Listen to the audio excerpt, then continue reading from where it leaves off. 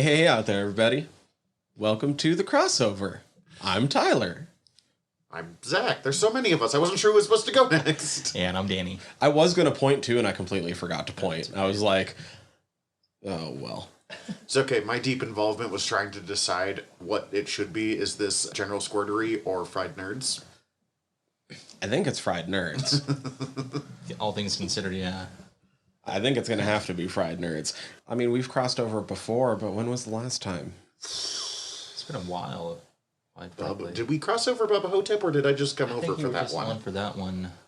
Was it Swamp Thing? Was that? Swamp Thing was before we even launched General Nerdery. Jeez, Swamp Thing was our backdoor pilot. Swamp Thing. So is this maybe the first official crossover? This is the first time we've done the same episode for both things. Really, we're it's just let's make the editor's life easier. Oh, gosh, yeah. Yeah, so welcome to this week's Fried Squirms / General Nerdery. And we're here to get stoned and nerd out on things? We did not plan this well. Well, because normally it's like we're here to get stoned and talk about horror movies, or this is the podcast about things we like. But It's a little bit of both. I mean, Get stoned and like things. yeah, I'm all for that. So to start it off, because it's how we got to start it if we're going to be getting stoned, we got to get to our green hits. Danny, what is these J's that you brought for us today? All right, so this is a strain I've brought over before, but I went over to Flower, picked up the Lemon Lava strain. And for those who are unfamiliar, it is a sativa dominant hybrid, usually about a 60-40 split. Now it is crossed using lemon heads and the lava cake strains. For those also curious, the flavors on this, you're going to get mostly citrus, fruity, lemon, sour, sweet notes. Aromas are roughly the same. THC over at Flower comes in roughly about 24%. Terpene-wise, most notably, you're going to recognize like the myrcene, the limonene, pinene, some caryophyllene, and some linalool as well. So it's, like I said, with the indica side, you'll get those humulene and linalool, which is very calming, and then pinene and limonene mostly for the sativa. So it's nice balance. Hell yeah. I'm not going to do the normal spiel after that. What I'm going to say is while we sit here and start to get stoned, let's talk about what we've been ingesting. I mean, first off, I'm going to say I'm not going to go too far into a couple of mine this week because we're actually going to finish the month talking about it over on Fried Squirms, since our recording schedule is also going to be weird. So, spoiler alert, like one of our last episodes this month is going to be a catch-up on everything that dropped this month, since there's a shit ton of it that's this up is our the month alley. that's a busy month for you, isn't it? Well, normally there's not this many releases, I feel like. Not at once, not like this. Like, usually there's one or two that are set to drop around Halloween, but it's not like... Is it just catching up after COVID? Or, after, quote-unquote? I think it's more just like we lucked out this year, and there's a lot of things that we're actually into that are dropping. Yeah, I think that's Across more likely. movie and TV, rather than... Yeah, it's usually just one or two movies to look out for. It seems like it's more coincidental this time of year, or at least this year This in year, particular. yeah. So, like, I'll start this off just because I was saying that already. Like, watch the new Hellraiser. Not going to go into it too far. Fucking dug it. That's my short version. I thought it was really good. The new Cenobites are fucking rad. Is this a continuation of the old stuff, or is it or is it... It's, I don't know how tied the Hellraiser lore is, so... It's a reboot, but it doesn't necessarily have to be a different universe. It is. There's not a lot that is saying in it, though, that the earlier story didn't happen, if that makes sense. So it's kind of like the second Ghost Rider movie, where it's not a sequel, but it is? Yeah. Alright, fair enough. I would count it more as in, like, reboot territory, but, like, there's nothing in it that's, like, the first one couldn't have happened. Is the best way to put it, I guess? I don't know. Even the first two, because honestly, they bring in some shit, and you're like, that looks just like it. I mean, that's not a spoiler. That's in the trailer. Leviathan looks just like Leviathan. Awesome. But watched Werewolf by Night. I think I'm doing that tonight. It's fucking great. Man-Thing looks amazing. Yeah. Well, it's Man-Thing, so... I just got to put a giant man thing on my screen all night. It was great. Not only is it fun comics, but it's also the best dick joke in the history of comic books. So good. Such a good dick joke. And, I wasn't planning on watching this, but then Marge wanted to, and I wasn't against it, so I watched Hocus Pocus 2. Nice. It's fine. We will probably watch that soon. Cece's a big Hocus Pocus fan. It's fine. It's good. Like, I laughed. I didn't not enjoy any part of it. It just also, I was like, I liked the first one. I'm not crazy for the first one like a lot of people are. Yeah. The first one's exactly how you described it. It's fine. And this one's the same. Like, and it's like new effects and stuff. So like, there's some cool stuff and there's some funny little gags and It's got Doug Jones. I will be happy. yeah, Doug Jones is great in it. Honestly, Sarah Jessica Parker, I thought was the best of the returning Sanderson sisters because she didn't feel like she was having to try to go back into that role. I do feel like the other two were like, it's not that they weren't doing a good job. It just felt like they were putting it on a little bit more, whereas she felt a little bit more natural. So That's good to hear. Well, if I remember, her character was kind of ethereal and vapid. yes, So it's not terribly difficult to be like, act kind of confused and cute. yeah, she did a good job. She did a good job.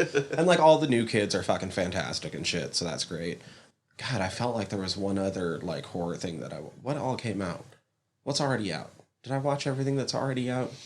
No, because they started dropping the GDT stuff, didn't they? I haven't watched any of that yet. That's going to be next up. That along with whenever Halloween drops, which is in what, like a week or something like that? Yeah, this coming Friday. So other than that, I've just been, I was going to start Deathloop, which I think I mentioned last episode. And then when I went to fire it up, I was like, I started Outer Worlds earlier this year and really liked it. And would really like to finish it so that I could also delete it off of my hard drive. I think I'm going to do that first. So I am jump back in on Outer Worlds. And I don't know. I mean, this being the time of the season and shit, like, I also have been ingesting a lot of the latest Acid Witch album because they're Halloween metal. And it's fucking phenomenal. I was turned on to those guys by friend of the show, Donnie, just last week. I know I was telling you about it some. Yeah. Fucking sort of stoner doom metal, little bit of black metal influence, but it's all just super corny, occulty. Some of it is quote unquote serious, but you sort of take the vibe of the entire album and you realize they know what they're doing is pretty fucking corny. And I'm pretty sure one of the songs is completely just ragging on Tommy knockers. So it was fun. I think that's been it for me, though. Being kept caught up on House of the Dragon, which is amazing. Like, I didn't think I was going to like the show as much as I did, but yeah, like, I think we might know who won an Emmy this year for Best Acting, because Patty Considine has been just destroyed. Last episode, fucking masterclass, which is ridiculous to think about when the guy we're talking about was one of the Andys in Hot Fuzz. That's funny, dude. Who were the Andes? Yeah, that's funny. I'll bring up a picture of them. You'll be like, yeah. I was thinking about Hot Fuzz, but I haven't watched it in several years. It's on that kind of eternal list of like, oh, that was fucking great. I should watch that again. The guy on the right probably is going to win an Emmy this year. Good for him. Because he just fucking destroyed all this season with the last episode was fucking breathtaking, his performance. So that's what I got. Nice. Danny, anything fun? Let's see. Being that it is, almost Halloween season, as far as things I've been ingesting, I finished reading Stephen King's Pet Sematary not long ago. Oh, nice. How is actually reading it? I will say this, as far as Mary Lambert's, her version back in the 80s, 89, very similar to the novel. Like, it follows it pretty well. There's a few characters and some things that happen subplot-wise that, of course, are different in the novel compared to the movie or vice versa. Well, I think people that don't even know the novel know that the new version differs. Without a doubt, yeah. So, even with that, with the two versions of the films, there's differences. But there's slight differences between Mary Lambert and Stephen King's, comparatively, yeah. So I would recommend it if you're just a fan, you haven't read this story before. And Because it ties into this episode, when reading it, would you hear Fred Gwynne's voice? Absolutely. Absolutely. Without a doubt. So that's already a tie in there. I also finished, we were talking about Bubba Hotep. Well, John Dies at the End, directed by Don Coscarelli. Read the sequel to that prior to Pet Sematary. This book is full of spiders. Oh, right. Yeah, so if you've read, or if you're just a fan of John Dies at the End, I'd recommend continuing. That dude is the master at titles. Yeah. Pretty wild.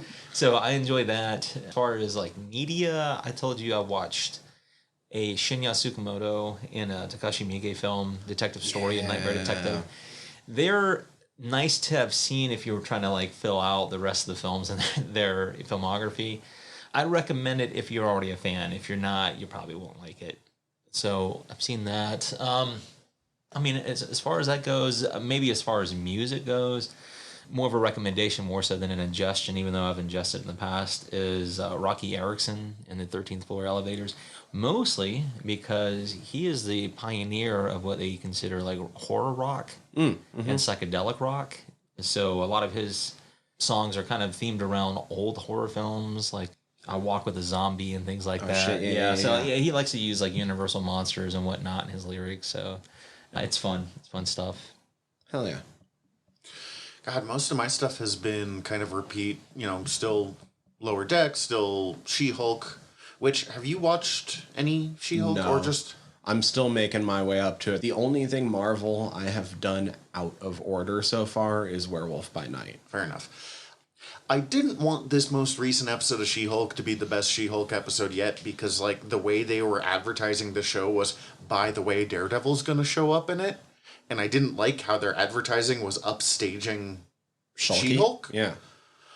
But also, it really was the best episode so far, and I just desperately need a continuing, ongoing, Shulky Daredevil, like, comic, TV show, I don't give a fuck how. Those two as superhero lawyers together, and also just the chemistry that Tatiana Maslany and, I can't think of his name, but the guy who played Daredevil. Charlie Cox had was extremely good. Hell yeah.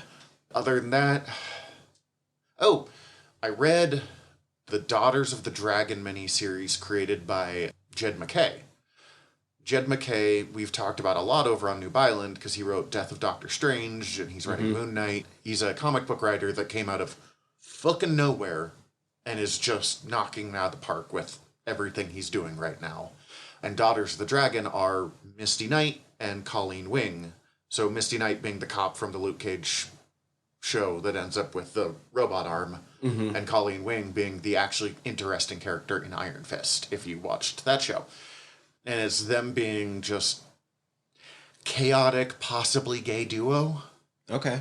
Like, they're just super in love with each other. And you know the friends that are so in love with each other that you're, like, not sure where the line between platonic and romantic is, and you're just like, yeah, you two. It's those two doing it, except, like, blaxploitation and kung fu movie mixed in. It's his weakest work that I've read of Jed MacKay, but it's still really fucking fun and really fucking good. So, like, solid B at the worst. Oh yeah. I remember one other thing I just started, and I want to bring it up just because, Danny, I know you actually follow the sport, and I know nothing about it. Oh God, I don't even remember the name of the show. Maybe, have you guys seen the Wrexham? one? Yeah, the Wrexham one. Yeah. The one I've heard about it, I haven't watched it, but I'm familiar. That's the Ryan Reynolds and Rob McElhenney bought a fucking club. Yeah, that's pretty wild. They bought Wrexham, and they're making a documentary about them trying to get promoted, basically, because, like, they've been down at the fucking 5th tier. Yeah, they're doing fucking Ted Lasso as a documentary, like a real life documentary. Kind of, except they're starting way lower. Okay, fair enough. Who was it? I don't think off mic, both maybe Tyler and myself, but I don't know if we have. Well, it's two brothers. One of them's like written some pretty successful novels. The other one's more of like a blogger. He does a lot of vlogging, whatnot. Oh, what, the Greens? Yeah. My wife watches those guys religiously. So one of the brothers was playing like FIFA and was playing with Wimbledon AFC, and just giving these players like fake backstories just while he's streaming, just for shits and giggles, you know. And he was getting money, you know, as a part of the stream, and he was just kicking it back eventually to the club because they were going through financial struggles and pretty much were folding as a club, and they had been around for a long time in England. So because of his streaming, because of the effort and whatnot put into it and all the money that was being donated to his stream, he helped pretty much save that club from folding. Yeah, so At least one of those guys pretty is interesting. local. Yeah. I've seen him in the store a couple times. That's Yeah, pretty wild. Cece's had a conversation with his son about what their favorite dinosaurs are. So, That's pretty neat. oh man, But yeah, that Wrexham show actually, sorry, but just go like ahead. it's actually really engrossing. Like I generally don't care much about soccer. Marge generally doesn't care about sports at all, and we were both super sucked Yeah. in last night, and that's part of the reason why I'm missing sleep is because it was just like, all right, one more episode. I know, Okay, right? one more I episode. could see how the appeal of that one. I think for those who are like uninitiated, quote unquote, is with like club soccer, because they're not necessarily always in larger cities. They're sometimes just in towns. Yeah, That is so like the big deal. that's one of the big takeaways I took from it. Yeah. Being down at the lowest level, which is where they are starting in this show, some of these pro players I might be making more than. Oh dear. Yeah, just like Like local these are guys. like just like normal dudes almost that just really, really, really mean a lot to that town. It's It's kind of really incredible. fucking yeah. Yeah, it does kind of give it like a certain. I guess you become endeared to that kind of stuff. You know, if you become a fan. It's fucking insane so far though. Like I can't believe like how engrossing it really is. But also just having Rob and Ryan like mixed up with it and them getting to make all of their quips about everything makes it just 10 times better because they're just both legitimately funny Yeah, people. I've heard some good things about it. Thinking of Ryan Reynolds, and this isn't usually the thing we discuss on our podcast, but it just blew me away. Have you been seeing the fucking clickbait of the interview TJ Miller did about how Ryan Reynolds hates him? Yeah. I saw that pop up a And couple he's times. like, Yeah. I won't be on Deadpool 3. I won't work with him again. I'm like, I don't think that one's Yeah. your choice, big I guy. don't think anybody asked you, bro. Don't think anyone asked you. I mean, we didn't talk about that though, but we are getting Deadpool 3 and I'm so excited. Yeah, with Jackman. Yeah, with Jackman. Which makes sense in hindsight, considering how much those two fuck around with each other online, but And I'm sure the amount of money that they're offering Hugh Jackman, like, people keep being like, but what about continuity? One, we've got a whole multiverse thing already set up. And two, since when have the X-Men movies ever given a fuck about continuity? yeah, that's fair. The I think X-Men they comic barely had cares about continuity. I want to say they actually had a response like set up for that. And, It's years before Logan or something right, like well, that. it's like Logan takes place in 2029, I think is what they said. So Oh, no, there's so many ways to work around it. I just was like, no, man, we're so far past continuity of the Logan character. yeah. But yeah, also, if you want Ted Lasso but a documentary, but also it's not Ted Lasso. No. But like, it's kind of weirdly close. Check it out. They made fun of this on Ted Lasso, so... Also slowly learning more about the game, or at least I guess how the league's set up, which is interesting all on its own, because I'm way used to fucking American football, where there is no promotion or relegation, which honestly Ted Lasso first taught me about, but I didn't realize there was 5 fucking levels to that shit. Oh, man, I knew there were levels beneath what they were doing. I didn't realize there's... Huh. So the pay jump you get in between each level's got to be pretty significant then. Oh yeah, it's massive. Not only that, it's like the sponsorship, the television deals, Uh-huh. all kinds of stuff. Yeah, You go Leaps from and making like bounds. 30 grand a year to obviously millions a year. Like, or vice versa. even fair enough. Ooh, that's But- stressful. It's also weird just getting to see like what kind of influence the right kind of owner can have, because they convince a guy to like drop 2 tiers to come play for them. That's a huge pay cut. Jesus Christ. I mean, make some of that sweet FX money probably didn't hurt, but But still, yeah. Anyway, that's what I got. Sorry, I had to bring it up because I was like, oh, Danny actually knows some about this sport. I Yeah. don't. Oh, and this is one, it was also just kind of weirdly neat. Their field I can't remember what they call it, the race course, is the oldest still being used international field. Wow. It's pretty neat. I could see wanting to preserve that. Yeah. I mean, it's historical at a point, yeah. It's pretty neat. So, that's what I got. I guess at this point, we're going to go into guts and bolts. We half planned this out, but... We were like, we're going to do a crossover. Let's find out. No, actually, it's even worse than that. We specifically said we should talk before the episode and figure it out, and then we just didn't. I mean, we said what the order of things we were going to do. Fair enough. Don't get me wrong. I'm not judging. I'm at least as bad in this, but... I think that's more than we did the last time you were on. Fair. Guts and bolts. Guts and bolts. Guts and bolts. All right, guts and bolts. Who and what went in the making of the Munsters? Spoiler free. In case you don't know what you're going to get, it's a prequel to the Munsters. Kind of. And you get to see how Herman got with Lily. Like, that's kind of spoilers, but that's also everything that was in the trailer. So, Yeah. have fun. Yeah? I like it. Of course, we do like to talk about the cast and crew from week to week. And this week we do have a director we've talked about several times before, and I'm talking about Rob Zombie. Now, we talked about him way back on episode 38 for House of 1,000 Corpses. We also talked about him on episode 130 for The Devil's Rejects. We did a mini episode when you and I went to Kalispell to go see Three from Hell, so that was episode 131 and a half. A few other things of note from him. I guess, like 31? Yeah, 31. I The still Haunted haven't World of watched El that, Super man. Bisto, which I've watched once. I remember it being total fucking shit. And I love Rob, but I remember it being fucking terrible. Well, I'm looking over here. It is direct to DVD, Rob, so... So, yeah, I mean, you have that. He also did the reboots, I suppose. Halloweens. Yeah, Halloween's. Which I think are fine. A lot of people have problems with them. Yeah, no, I don't have And any they're issues definitely with them. not. They're not good, though. No, but yeah, it's like there's far worse out there. And probably more notably, which I like this film a lot, is The Lords of Salem. Yeah. I like that one a lot. All right. So we've got several writers. Lords of Salem, we could say a crossover that never happened. Yeah. With a podcast that ceased to exist, which is why it didn't happen. That's kind of unfortunate, but shit happens. Yeah.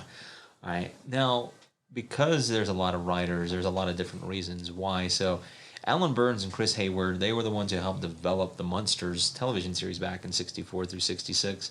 Norman Liebman and Ed Hawes, they were the guys who helped create the characters that the Munsters are based upon from the same years, 64 through 66. And the writer of the movie itself is Rob Zombie. I mean, a cinematographer on this, Zoran Popovic, who, it makes sense because when you look at some of the stuff he's worked on, it's like, okay, he's worked on War Inc., he's worked on Alone in the Dark Part 2, Tales of Halloween, the segment, The Weak and the Wicked, in the film called Bullethead. Editor, his name is Glenn Garland.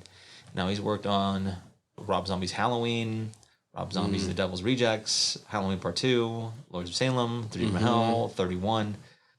So music on this was composed by Zeus, which is kind of neat. They actually composed the music for Rob Zombie's from Three from Hell and also 31. All right, special effects on this was Mutiny Visual Effects, produced by Mike Elliott and Rob Zombie. Production companies were Capital Arts Entertainment, Hero Squared, Spook Show International, and Universal 1440 Entertainment. Distributor was Netflix. They helped for the video-on-demand worldwide release here in 2022. And Universal 1440 Entertainment, they helped for all the non-theatrical platforms. All right, release date was September 27th, 2022. Had an estimated budget of about $5 million. All right, now moving into the cast, we got quite a few people. Try to breeze this. I'm going to lead off with Jeff Daniel Phillips, who plays multiple roles, which several actors and actresses do in this. Now, he plays the role of Herman. He also plays the role of Shecky von Rothbone and Zombo. Now, for those who are familiar, maybe not so familiar, he was the Geico commercial Caveman, which they did a spin-off back in 2007 and 8 for a television series. Wasn't that television series terrible? Never watched it. I can't imagine. Like, I don't think a lot of people did. and I'm not throwing shade at Jeff Daniel Phillips when I say that. No. Don't get me wrong. The Caveman barely carried a commercial. true. It was agree with good that. at first, but those commercials ran out. Yeah. A few other things of note from him. He was actually in the films Elsewhere. He was a part of Halloween Part 2. He was in The Lords of Salem. He was in the film 31, Satanic Panic. He was also in 3 from Hell.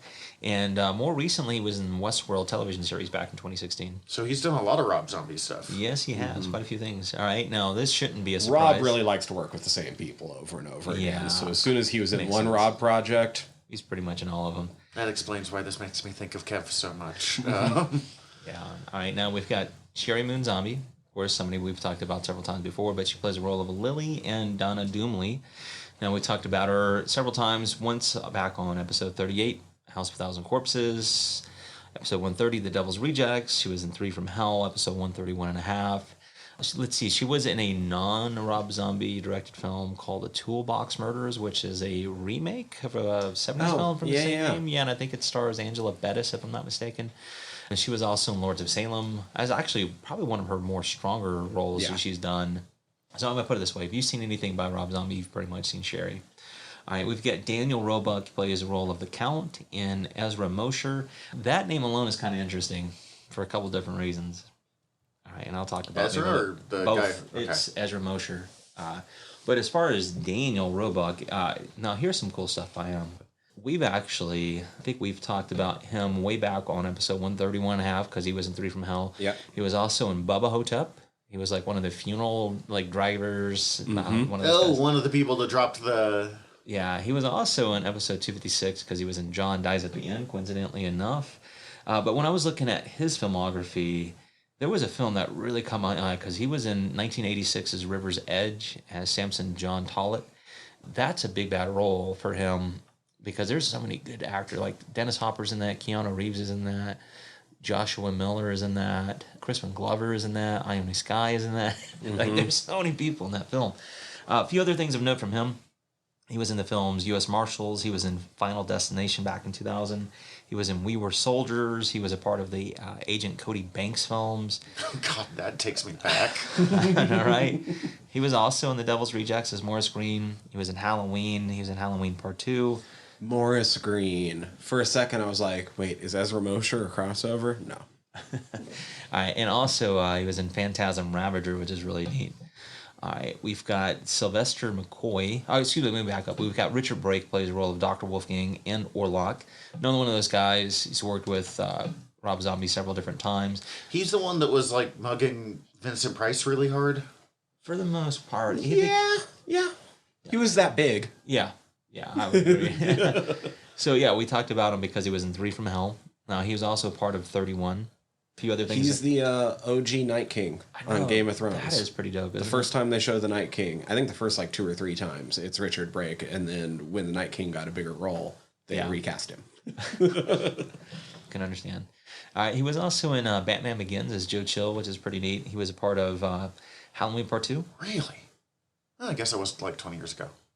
Yeah, he was also in Thor: The Dark World, which is kind of neat. He was in Kingsman: The Secret Service. Let's see here. More recently, he was in Tremors, Shrieker Island, which is kind of neat. And he's got a bunch of other stuff. He was in Barbarian, which is more recently, you should say, because I don't know if it's still out in theaters or not, but he was a part of that. He looks like he gets a lot of roles that are like the so-and-so.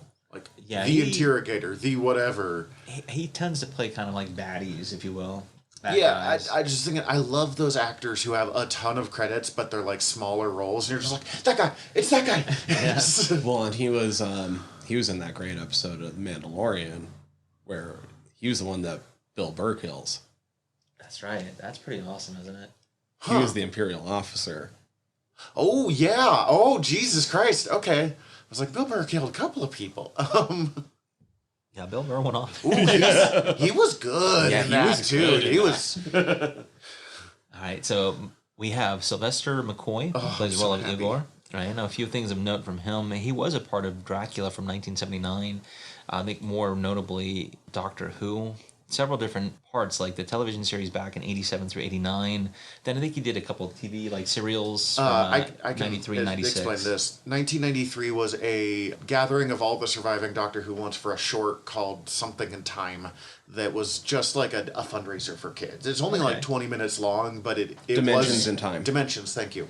But it was notable for being the only Doctor Who thing that had been happening in several years. That's pretty neat. And the last appearance of John Pertwee as the Doctor, because he died almost immediately. Dang. I know, he was also part of the Hobbit series of films, which is kind of interesting too. Oh, Radagast. Yeah. To be honest, he was my favorite part of the Hobbit films. Because it should have never been Hobbit films. Should have been a TV show with one episode per chapter, but... Nice. All right, we've got Jorge Garcia that plays the role of Floop. A few things of note from him. He was a part of the Becker television series back in 2003 through 2004. He was also in Lost back in 2004 through 2010. Oh my god, that's who that guy is. Yeah, it's Hurley. Yeah. He was also part of the films Deck the Halls. He was in the film Cooties and The Ridiculous Six. Right. You know what? He's really fucking funny. I didn't want to like The Ridiculous Six. It's one goofy, of the but it's not bad. That's one of the Adam Sandler late career straight to Netflix. I remember seeing the ads. I thought it was going to be not good at all. The only part of it that's not good is Taylor Lautner. The rest of that movie is actually really fucking funny. All right. We've got Catherine Schell. She plays the role of Zoya Krupp. A few things of note from her. She was in it was a Bonds film. I can't think of his name right off the top of my head. That's the last Roger one. Moore. I think that was his. On Her Majesty's Secret Service. She was also part of The Return of the Pink Panther. She was also in Doctor Who, City of Death. And she was a part of Space, 1999. It was a Lazenby. It's the only Lazenby. Yep. And, part of that television series back in 1975. All right, we've got Cassandra Peterson, plays the role of Barbara Carr, as if she needs an introduction. Especially Elvira. for this podcast. I know, right? So she's been Elvira for a lot of different reasons. I mean, part of television series, part of movies, part of like one-offs because she's done so many guest appearances on television shows. Something I didn't realize, she was a part of Cheech and Chong's next movie back in 1980, which is kind of neat. Yeah. When did she start being Elvira?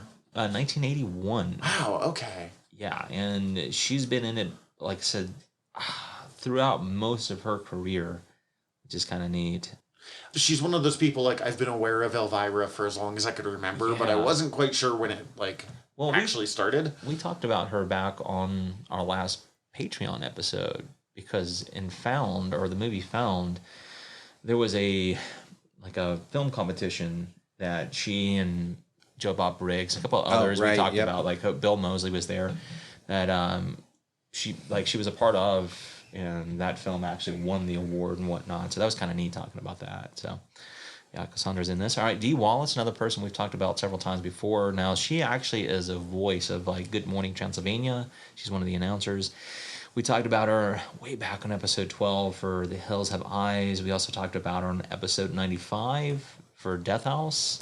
Episode 108, Critters. Episode 131 and a half, Three from I was Hell. about to say, and because she's Dee Wallace, if she's in a movie, we can't not bring her up. Everybody's mom because... from the 70s, 80s, parts of the 90s. I mean, she was in E.T., she was in The Howling, she was in Cujo. I mean, she's been in a ton of stuff, man. All right, we've got Pat Priest, who is the... Marilyn Munster. This is really neat. Yeah, so it was like the Transylvania Airlines announcer. The second Marilyn Munster. Exactly. Not Beverly Owen. Yeah, and from 1964 through 1966. Now, most of her film career kind of goes way back, too, which is kind of neat. But I guess just a few things of note. She was uncredited as Mrs. Jerry Copeland, which is a passenger in Airport. She was in Some Call It Loving, Quick Before It Melts. So just a few things of note, not much. All right, we've got Butch Patrick, who voices the Tin Man Can, which is another original Munsters. Yeah, Eddie Munster. Yeah, which is really neat. Actually, he replaced an actor in that part, too, which is really neat.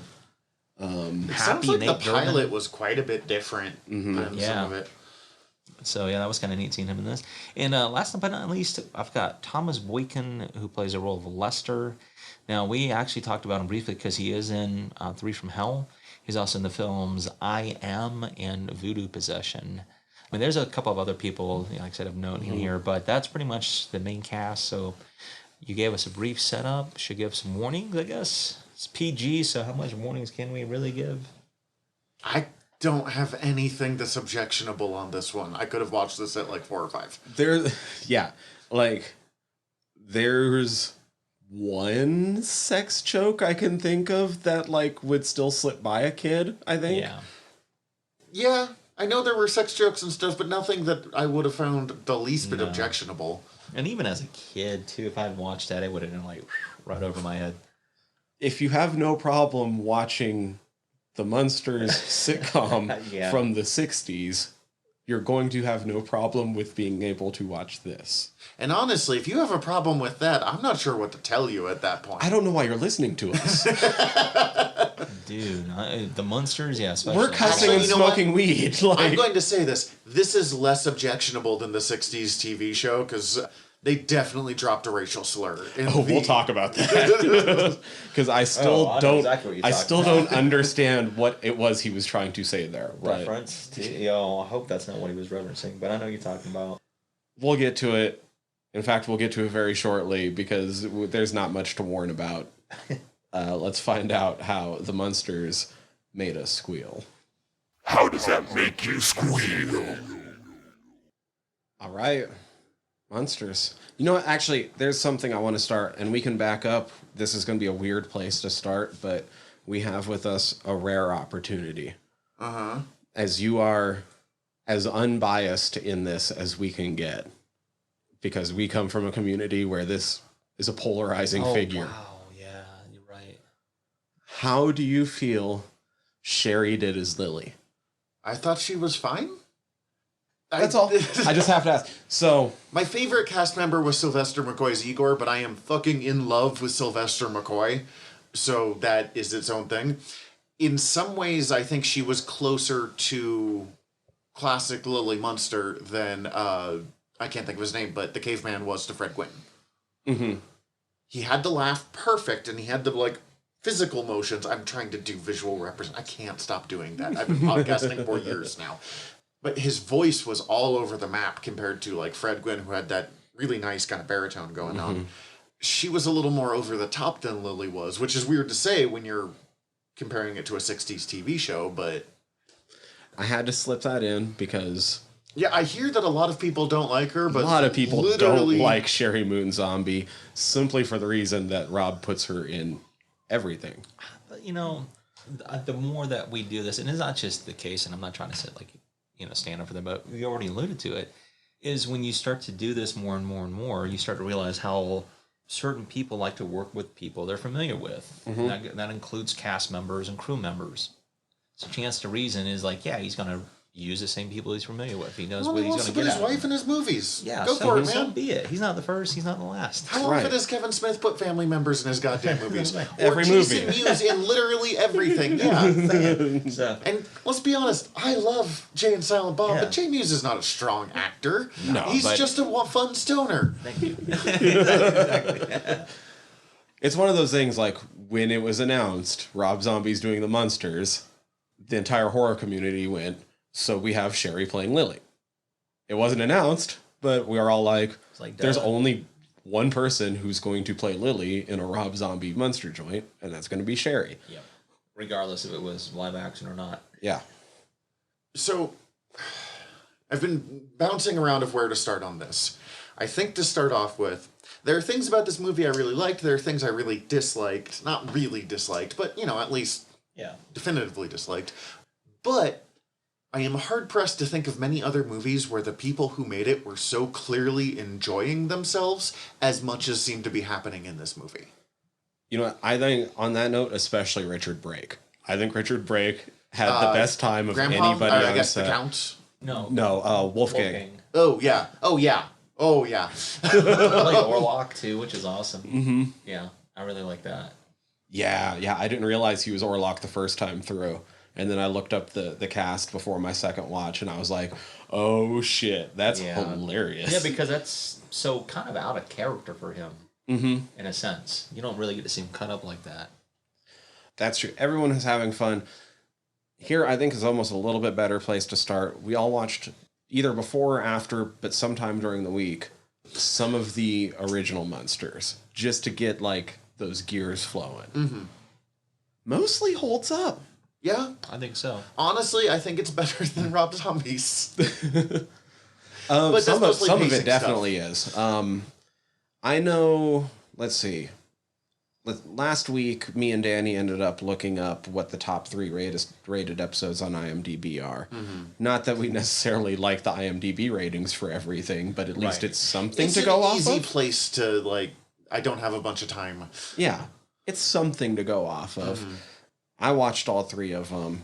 I know you didn't get a chance to watch much I except watched the for ones what you showed me. I yeah, just so ran out you of time. watched the top rated one, which is Herman the Rookie. The baseball episode. And then we also watched one more pertinent to this episode in a way that's not in the top 3, which is Drag Race Herman. Did you get all 4 of them? I'll tell you the ones I watched. I Okay. watched Herman the Rookie. Okay. I watched Just Another Pretty Face. Yep, I watched just another. I really liked just That's the Another one where Pretty Fred Face. Gwynnt turns into Fred Gwynnt and everyone thinks he's hideous. Yeah, I've seen bits of that one. I watched some clips on YouTube, too. that one I think is better than Herman the Rookie. I did too. I watched A Visit from the Teacher, which would That have been the one's series that finale. one's good. Yeah, it's fine. I don't know why it's watched- the number like it's as high ranked as it is. Maybe I don't because it's either. the finale. Perhaps, yeah. Yeah. I also watched My Fair Munster. Oh, which one's? That is season 1, episode 2, which is actually the first one that was shot. Oh, And that was the first one to have Yvonne DiCarlo and Butch Patrick as Does Lily. that still have Grandpa's weird long nose? You know, I didn't pay attention, so I hate to say yay or nay. I wasn't paying attention to that.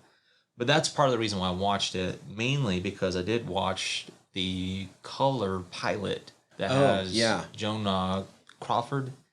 And I didn't know the pilot was in color. Yeah, It was Happy Nate Dermer was the guy who played, or the kid originally played Eddie.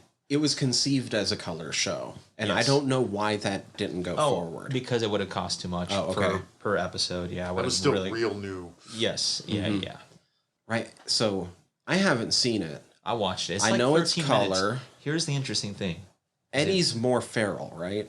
Yes, the kid not really good.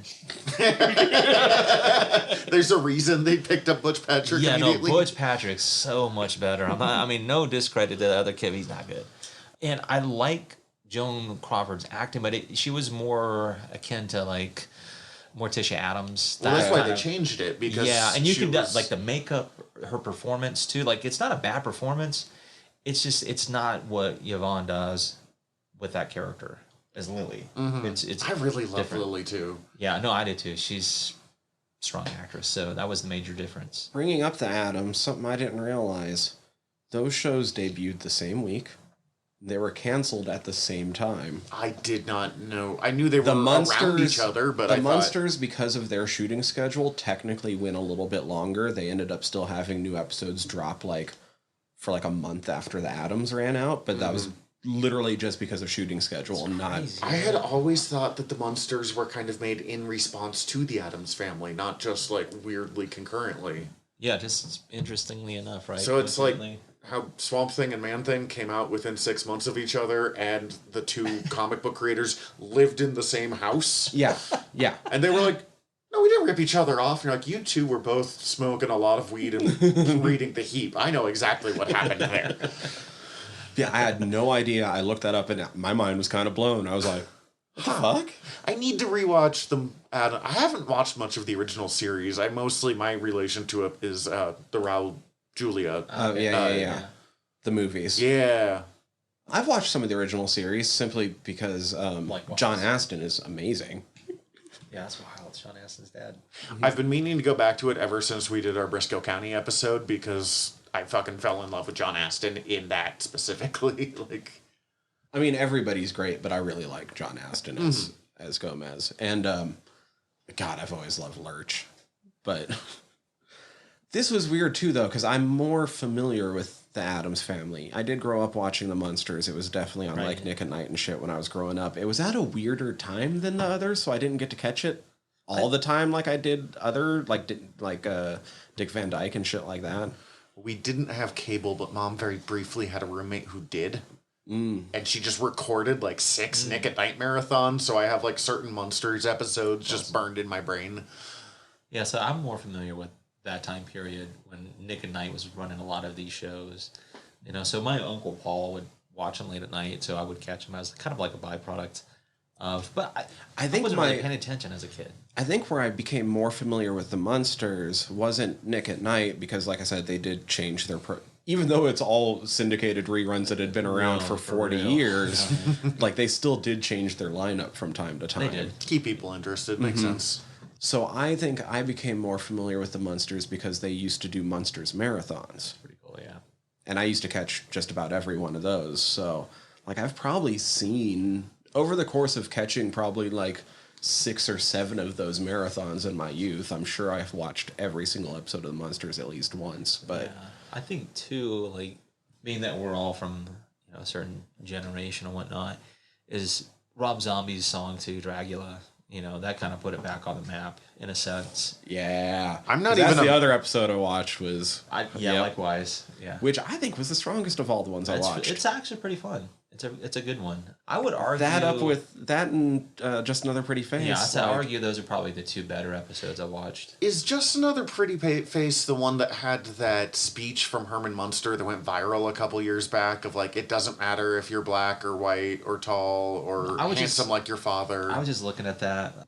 Because like, that's pretty revolutionary commentary right for the 60s. Said it was the Eddie's nickname Oh, okay. episode. No, I mean, this show was pushing a couple things. They are not the first, but they were one of the first couples to be shown married, living, or sharing a bed, was Lily and Herman. God, TV used to be weird. Yeah. Yeah.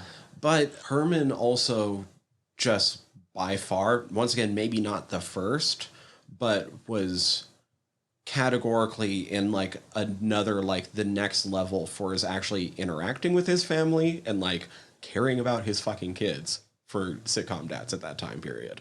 Yeah, that's true. That kind of threw me as I was watching. And maybe it's because I just don't like Eddie Munster that much. He's fine. I'm not insulting the actor. No, He's just, I think, the weakest part of the show. But you said Marilyn wrong. I love Marilyn, and I wholly admit it's because I think the gag is hilarious, because there's fucking nothing to her character. Yeah. I think Pat Priest said that literally anyone could have played that character. Yeah, I mean, essentially. She had like 4 lines an episode. She would just learn it on the way. But as I said, I love the gag too much. Exactly. But like, I'm used to sitcom, even like good sitcom dads are kind of like, oh, my kid. And like, Herman's got none of that. No. Yeah. He's just like, no, I fucking love my kids. It's my son. Let's go play them. Like, Yeah. Anyway, what was weird though, I guess I'd never thought about how the premise gag stacked up between the Addams and the Munsters. And now I can actually say the difference. I mean, Munsters is goofier in some ways. The Addams family thinks that they're the only ones that are normal and that everyone else is weird.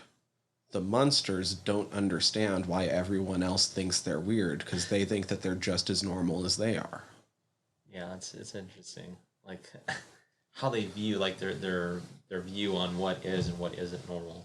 Which I did see somebody bringing up in more of a, like online and more of a sociological aspect that was really interesting because the Addams are all landed gentry. They're old money. Mm-hmm. And that actually is, especially during that time period, but just sort of in general, when we're talking old money in the United States, they consider themselves to sort of be the only true people that matter and true Americans and think everyone else is weird. Whereas the Munsters is a family of immigrants and they don't understand why they're being treated different when they think that they're fitting in with everyone else. I will say the Munsters does play with that same Addams Family gag a couple of times, though. They do. Like, they think... but then they tend to throw it away instead of keeping it going. Fair enough. It's a gag rather than a... But, like, they think Marilyn is disfigured, but they love her anyways, and it's just hot 60s blonde woman. Or, I mean to bring us back to Rob Zombies... When Herman Munster goes outside after Halloween and is horrified by... Yeah. Yeah. In a way, I thought that was like the worst part of that movie. because I just gotten done watching the TV show, and I'm like, I Yeah, know how they they act don't around really do people. that, Yeah. yeah. They don't really. Every once in a while, something like that'll happen, but like I said, it's usually done as more of a one-off rather than a continuous thing. Right. Yeah. Exactly. Like a through line, I suppose, if you will. I don't know. It was okay. I guess bringing up the old Munsters, though, and we already touched on it a little bit. Motherfucking Herman the Rookie. How? Are you bringing up the Leo DeRocher? What did Leo DeRocher mean? Well, yeah, I know you're saying. He dropped definitely a derogatory term. I'll say this one because this is a statement we are far that too white to be the ones to say it. this is a statement I may have heard a few times in my life. He said they look like a bunch of wetbacks in the petrified forest. Yeah. Now, if you just replace the slur with the people he's talking about, or that slur would be directed at, It makes no sense they whatsoever. look like a bunch of Mexicans in the petrified forest? Maybe lazy, not moving, petrified. I don't know. I'm not sure how that line lines up to the Munsters, and it blew me away to fucking hear it the other day when I was watching that episode. Yeah, no, I watched it last night and I was thinking the same thing. I was like, wow, he fucking went there. But It took me a moment when I first heard it. I was like, huh, wait, what? Did I just hear that? I know. It's like, damn, 1960s chill. And that's another reason why I'm going to put Hot Rod Herman and Just Another Pretty Face Yeah, above that. above Herman the Rookie.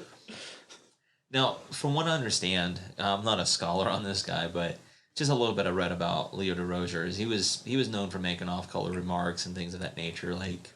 Oh, that was an actual guy. Yeah, That's an actual guy. Okay, I would never I have- honestly think that's probably one of the reasons why that episode is rated so highly. Because people Yeah. liked Leo DeRocher. Well, even at the end, the football player who gets Yeah, that's a real guy football too. player, Yeah. because they were both LA based at that time, so it makes sense to use them. Okay. Yeah. Yeah, I have a feeling that was kind of the reason why that episode's rated so highly, is I because get that that's an incredible celebrity pull for that time. Oh yeah, I mean that's two of the biggest LA stars in their respective sports at the time. And it's not like normal like cameo celebrities either. I It's mean, like DeRocher somebody was that more of a manager and stuff at that time, but yeah. Because that was Just Another Pretty Face. Dom DeLuise popping in at the end. Was really a young, like super Young Dom But you DeLuise. can hear it in the voice. It was like, yeah, that's definitely Dom DeLuise. But that was so cool to see him in that role as the Doctor. Now, from what I understand, that's like a recurring role, but he doesn't recur in that role. So that is the very last time that character appears, Dr. Dudley. Mm-hmm. Every time before, it was Paul Lynde, which is why Dom DeLuise was playing the character that way. That makes sense. Okay. That's still pretty neat. Also, I love Paul Lynde. Yeah. Like, That's, man, um, some interesting little... God. Yeah. what would... I'm not trying to placing think. the actor's name. Paul Lynde, he's probably one of the most famous center squares on Hollywood Squares. Then I've probably seen it somewhere, but mostly in clips. That was never... Game shows were never a thing growing up for me. I have a He... whole different history. Oh, my with dad that. hated TV, so like it was really like Nah, I get it. when I broke away, which meant it was a lot of fucking cartoons. How much do you remember Bewitched? Because he was on About as well as I remember Hollywood Squares. I'm going to trust you that this guy's fucking great, is kind of what we're going to have to go Paul here. Lynde is interesting. He's super funny, super quick. The but name he is was familiar to me, so there's at least... he's an I'm not going to get off on too much of a tangent, so we can kind of keep on the Munsters a little bit here. But I actually went off on a little bit of a Paul Lynde kick a couple months ago because I had to explain who he was to a coworker of, Sometimes you have to do that. and Well, we're the He's old actually- guys where we work right. too, for the most part. and he's I recognize the face. you'd recognize the voice even more. Like that's kind of what he was known for. Poke That fun and the at his fact barely that closeted homosexuality. Okay. Wiki is showing its opinions. No. That's what I was I mean, about to yeah. say was like, that's kind of what he was famous for. And kind of like the cool thing about him was because he was able to get away with that in an era when it wasn't okay. Yeah, that is impressive. And in a lot of ways was one of the first people on television to play. I mean, it was him, but he also very much played up into a character. Oh, he voice acted in a couple of Mm-hmm. good things too. And he was on Jonathan Winter's shows. Fuck yeah. Okay. Yeah, I kind of know this guy. Yeah, Lind is amazing. Anyway, all the other times it was Lind, then it became Dom DeLuise, and that's like it kind of makes sense for how Dom was playing that character once you know that character it was Paul Lind. Yeah. I mean, and honestly too, like DeLuise was primed for that role too, considering 100%. considering his career. So yeah, that was nice to see. Oh, what I did want to mention was the part of the reason I did watch My Fair Munster is because of the two things. It's because it does introduce Lily in that character and the new Eddie, right? And I wanted to see what the differences were in that pilot with Joan Crawford, another kid I would mention a couple different times. In this episode. So it follows, I mean, it's basically the same episode about halfway through. It follows the same story. Mm-hmm. And then, of course, there's a difference in how they close it out. Because in the pilot, it's just 13 minutes. There's a part with Grandpa where he's crafting a potion for Marilyn. And then after he crafts it, it cuts, and that's that. And that was what I guess they gave to executives. Okay. Proof of enough concept. to show it, yeah. And so, no, they reshot it, and this is what you got was this episode. Even though it was the second episode that aired, it was literally the first episode they shot. Mm-hmm. So I was like, I wanted to see what the differences were, in terms of how they did it in black and white versus the colored version. And you could never liked the Munsters as well in color. Yeah, you could tell the difference a little bit in terms of how Fred Gwynne played his character and how the show changed tones. Like it was a little bit more, I won't say dark because it's not really the right word. But I think it had more of a macabre kind of tone, more so rather than kind of goofy, right? Not necessarily cartoon, but more goofy, it was pretty a little bit silly. Yeah, yeah. It was kind of like I said at that time satirizing some of the 1960s family shows. So you could definitely tell that. But Grandpa himself, Al Lewis, he pretty much through and through the same. Yeah, through and through. Al Lewis, 1 year younger than Yvonne De Carlo. That's crazy. I was watching. There's actually really cool. Yeah, I would have never guessed that. Al Lewis and Fred Gwynne are usually the pair together. Like he's Fred Gwynne's age. They were co-stars in Car 54. Where are you? They just came off that as well. That's why they were casting. So I love Car 54. Where are you? That show's great. It kind of works in its own way because I got looking up the characters' back histories, and surprisingly, for like as much as Zombie wanted his show to be the Munsters, he completely ignored like every bit of backstory they gave all of these characters in the original show. Well, I'm pretty sure that the show gives them contradictory. I just know they have some stuff of like I've been married for a century to Lily, and like Herman is actually Frankenstein's monster because they had the rights for it. They, if you go by some of the dates that they throw out in the TV series, Lily is also, I think, 250 years older than Herman. I mean, her age isn't really given. No, Grandpa's in the Dragula. Yeah, Hot Rod Herman. Yeah, you get to see the plates. It's like 13, whatever it was. Yeah. So you at least get an idea how accurate or not that is. It's one thing. Oh, yeah. Well, yeah, and then, because in the teacher episode, in the essay, like, Eddie mentions that, Grandpa just used to be known as Count Dracula. Yeah, it's pretty interesting. And they just took it that he had a vivid imagination. Mm-hmm. So they decided to visit the house and... no. That's actually a pretty good episode. It's a good one, yeah. It's decent, but it wasn't... I don't think it's the best one. No. And I mean, it's not meant to be a series finale either. They didn't know that they were going to get canceled. Yeah.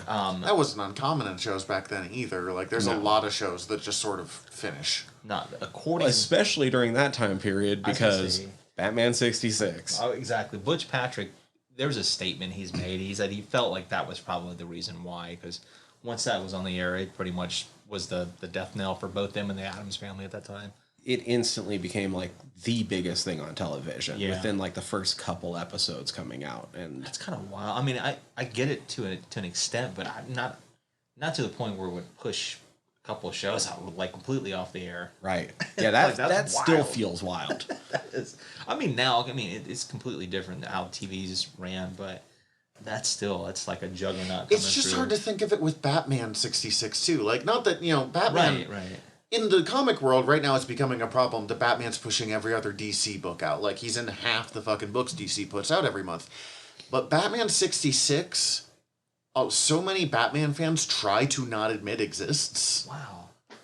Which, by the way, is fucking wild, because as much as the going back to the old Munsters actually kind of holds up, going back to Batman 66, no fucking wonder they canceled their show, because that writing is out of this fucking world. Yeah, but modern day Batman fans think Batman needs to be Dark Knight Returns or grittier.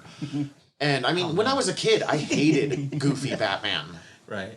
Or like campy Adam West Batman. I was like, no, Batman's cool. He's tough. And watching now, I'm like, I would infinitely rather watch the Adam West Batman than... That was something my brother and I probably had the advantage of, is we actually watched Batman 66 before we had seen Tim Burton's with Michael Keaton. I actually did as well. Yeah. Barely, but I did. Yeah, so we had kind of a different idea of what Batman was, because we didn't have the comic book background. We had the freaking Adam West. Also, I should say, young me was just a dumbass, because I got into it through Batman Forever and was like, Adam West is too campy. Like, shut the fuck up, kid. No, we all have different entry points, and it's I get it, but I was like really fascinated with, I want to say probably like the Val Kilmer version as well, like during that time period. The one where everyone should know it's Bruce Wayne because of those lips. I mean, I've brought it up on General Nerdery before, but I'll go a little bit hipster, and I even hit Zorro before Batman. Yeah. So it was Yeah, like... so did Batman. Yeah. It's so it was part like of his OG canon. Batman into 66 into Burton. That's awesome. One of the earliest movies I remember watching is the first, I think it's Mark of Zorro, not the Antonio Banderas, but like the very first Zorro that Like had the sound. early... Yeah. Like the Tyrone Powers stuff. Yeah, that's one. Yeah. Great fucking movie still. That one. Yeah. Anyway, Munsters, the old show holds up. How do we feel Rob Zombie did? I know we've talked about it a little bit here and there and sort of mentioned things, but... I have pacing issues with it. Oh, it's way longer than it needs to be. I think it that. should be a 2 or 3 episode series, and I would have like split it. The leading up to the wedding through moving to America, and then once they're in America, as like 3 separate things would be my preferred way of doing it. Yeah, I feel like if it's going to be this long, I'm bummed that it didn't end with, like, Lily pregnant with Eddie. Well, and as strange as it is that it's as long as it is, and then it still felt like he just ran out of ideas of what to do and just wrapped up the movie. Yeah, that last little bit does feel a little sped up. The moment they decide to move to wrap it America, and I know that's like the last third of the movie, but can I give my biggest fucking critique of this movie right here? Oh, yeah. When Herman Munster is like, I've decided we're going to move to America. And they're like, we don't want to do that. And he's like, I'm the man. So we'll do this. And they will go, okay. It's like, no. Like, I get that, like, they're tapping into old school 60s stuff, but no. That is not how you make decisions for your wife or, like, with your family. No. It was so jarring with the way that the relationship had been set up till that point that the fact that there was no pushback on just, like, I'm the man, we're doing this, completely brought me out of the movie. Mm-hmm. I love that Uncle Gilbert showed up. I know. You know, here's something interesting, too, is that was played by a female actress. Oh, no shit. Yeah, in that part. I think she's Hungarian, if I'm not mistaken. Okay. But yeah, I looked it up, and I was like, most of her credits are Hungarian, and I think she's more of a stunt coordinator. But still, that's really cool. Yeah, because Gil shows up in the series.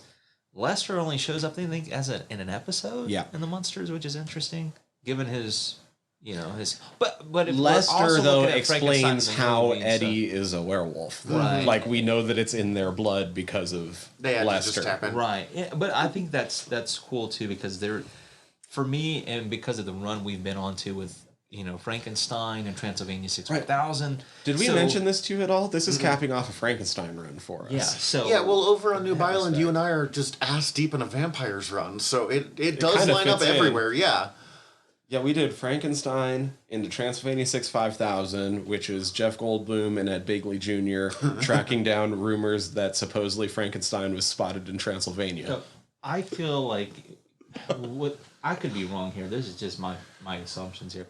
So I feel like Zombie is probably a fan of whatever encompasses Universal monster pictures, whether it's satirical or not.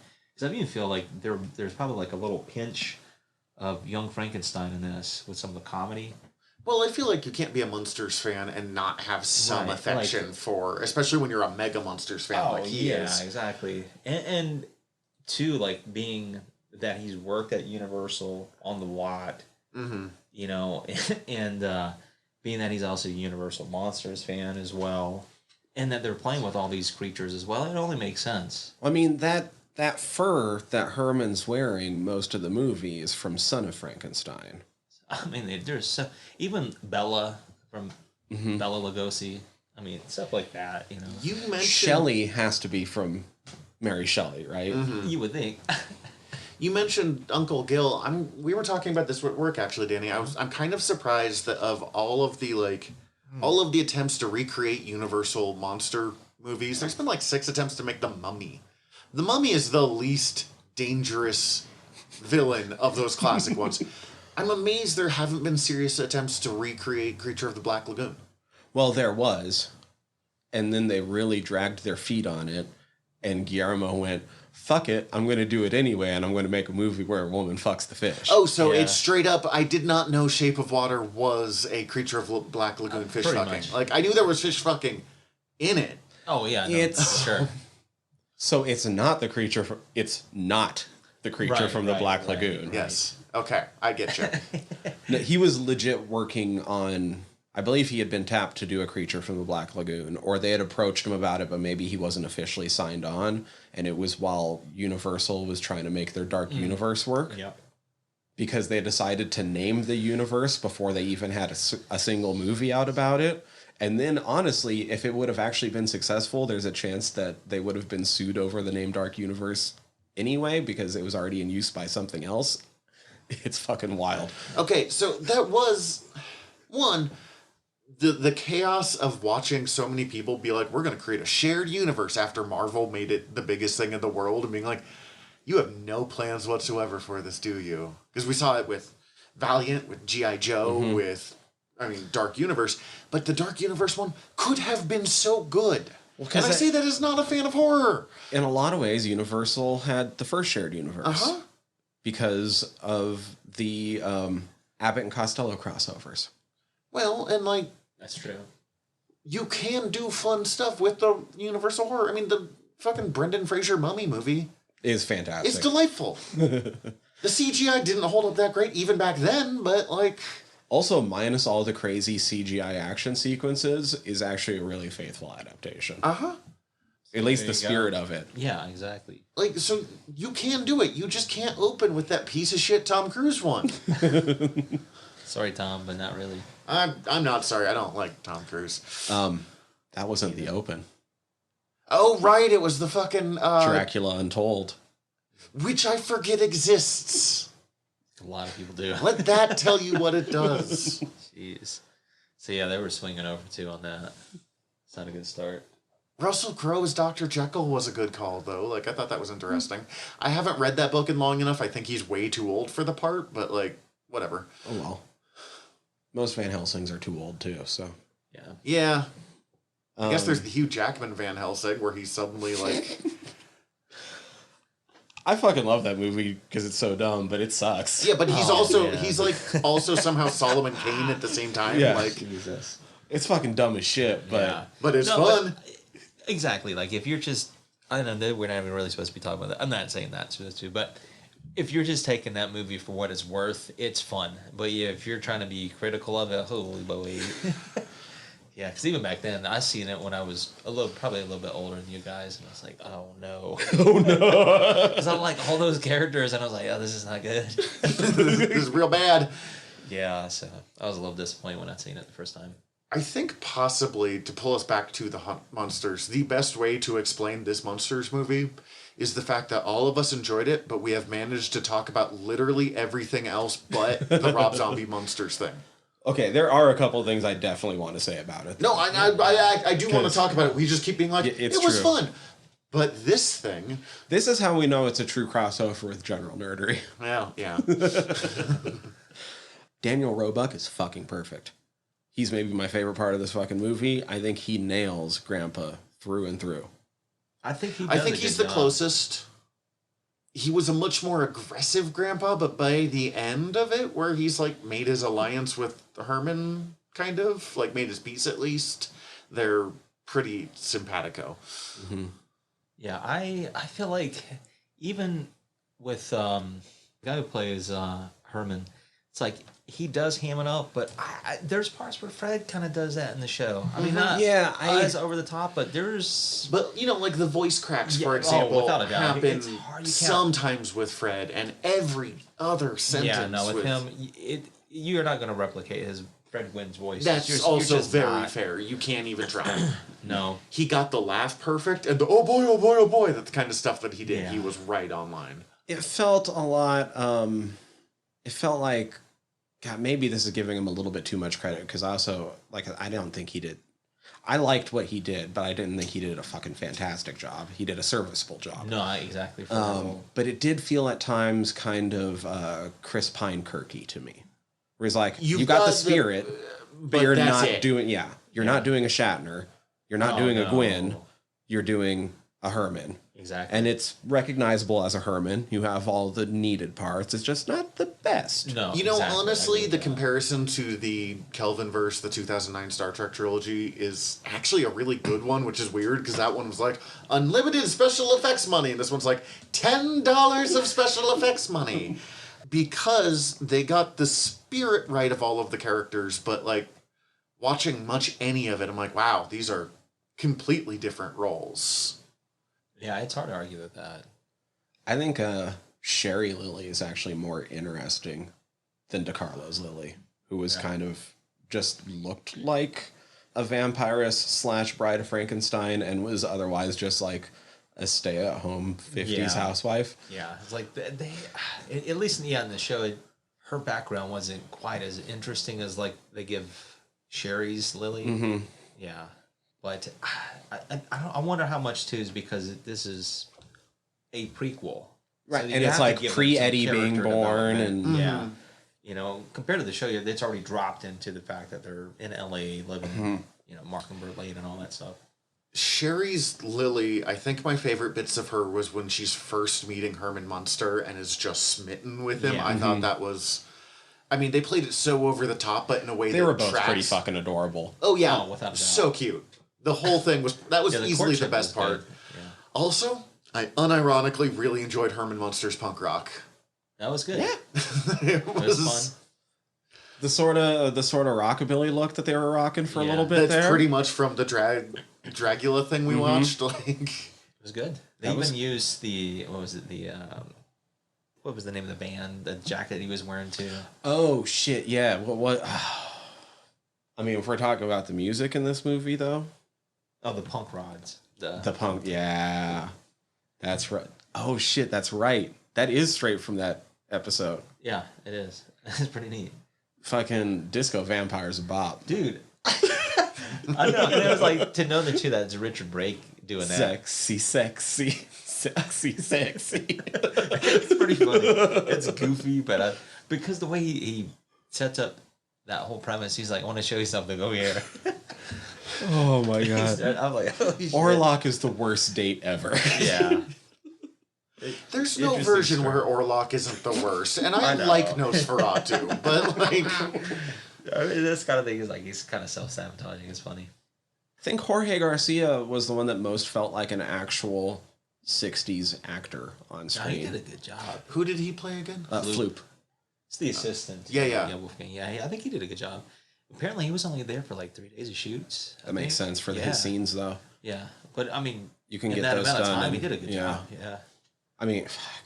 Yeah, Sylvester McCoy too. You could tell he's probably having a really good time on set with the character he played. Sylvester McCoy, goofy. everything he does, especially anything that lets him be campy at all, he just looks like he's having a great time. Yeah. He started in children's television, That's awesome. and it kind of shows. I hear he did a I think series, so. a movie recently that was supposed to be legitimately, like, suspense Oh, and kind of creepy. But I think of him as admittedly one of my favorite doctors from Doctor Who because he could swap between super goofy kitty and like creepy sinister really fast. So it works. I mean, they didn't give him any creepy sinister in No, this. He but was still, just yeah. hamming it up. But That's awesome. I know I already said it. Richard Brake hams it up He's good. He really so is much good. in every I fight. even like when he's posing for the pictures. He's like, "What else you got?" This is one of my favorite Richard Brake roles. Yeah, because every time I've seen him in a role, it's been in a sinister role. It's And he's good. where you can go in either direction, and he shows that he can if he needs to be. I mean, he's not the most conventional like comedic actor, but he has chops, if you will. Why isn't Bill in this? Yeah, I mean, Bill, So Oh. Rob Zombie likes to work with the same people over Yeah, and yeah, over yeah. again. One of those is Bill Moseley, who's a horror icon in his Oh, own good right grief, because yeah. of being Chop Top in Texas Chainsaw Massacre 2. probably scheduling stuff is what I would guess then. more than likely. More than likely, but it's still a bummer. Yeah, right. I know. Probably I'm for trying to- Rob Zombie more than anybody. Who would you put Bill as? I was just thinking that who would I like to put? I mean, if it wasn't Richard, probably put. Yeah, if it wasn't Richard, put Bill there. But as another character, maybe Lester or something like that. Okay, He yeah. doesn't yeah. super visually leap out at me as any of the Munsters characters. No. Here, like, even if it was scheduling, the one that I'm surprised he didn't do was just making him really quickly the zombie in the beginning. Oh, that'd be a that good would one. have been cool. Yeah, just as a cameo. Yeah. Whatnot, yeah. I would have made that scene 30 seconds longer where the first hammer blow Yeah, you doesn't could've work done that. because he has a metal plate. So you could. Oh, damn, that would have been a nice callback. Yeah, that could have been like a part of, post shoots or whatnot if you needed. Pickups and shit like that. Yeah, but I'm not the one who shot this. Yeah. I wasn't involved. It still just feels like I kept the first time through I didn't know Bill wasn't in it and I kept looking and I'm like, is he gonna show up? Is he gonna show up? Nope, that's still One not of the him. few times, right? It's okay. I did think the scene the what was it, Transylvania Tonight or whatever, when he was first unveiling Herman. I loved that shit simply because you had That's the place you were thinking Young Frankenstein, right? When you mentioned that Yeah, earlier. there's a 'Cause little that bit was of that. Oh, yeah. straight up just the putting on the Ritz scene. but you get Daniel Roebuck reacting to that in two different fashions. Yes. Because you As have him the as Count. Grandpa hating it, and you have him as Ezra on screen fucking loving it. Yeah, eating it up. I loved that. I was like, oh wait, that's him. But that's him. I did not put that together at all. That's pretty neat. Yeah. But I also think it's Kind just of meta in that sense. yeah. I also just thought it was fucking hilariously dumb of Richard Brake's character though to be like, I'm gonna do this all live. Fuck it, we'll do it live. Especially for like the first time. Yeah. I mean, that's the other Young Frank. He straight up just robbed the basic premise of Young Frankenstein for Herman here. Yeah, I mean, it was a setup. Yeah, but it pays off because it's like a callback in a sense to Frankenstein in the beginning because you've got well, it wasn't even what was the name of that character? It wasn't Igor. Oh shit. Fritz. It was Fritz. Yeah. So Fritz steals the brain Yeah. in the original, and yeah, because of a swap, he He gets the wrong brain. gets the wrong brain. And in this case, yeah, same thing. Floop gets the wrong brain. So they're being true to the original, if you will. But in this case, yeah, they're hamming up because he's on full display. Mm-hmm. He can perform, but he's really a comedian, a failed comedian at that. What do you guys think about the colors? Because first off, that's not Rob's fault because No. the studio wouldn't let him do it black and I white. read an interview with Rob for this where he talked about where he's like, he brought them out and he was originally going to use more normal coloring and it just looked wrong. Like, I mean, because one of the critiques I read of this is people being like, the prosthetics were so obvious, but also, you're trying to create the Munsters.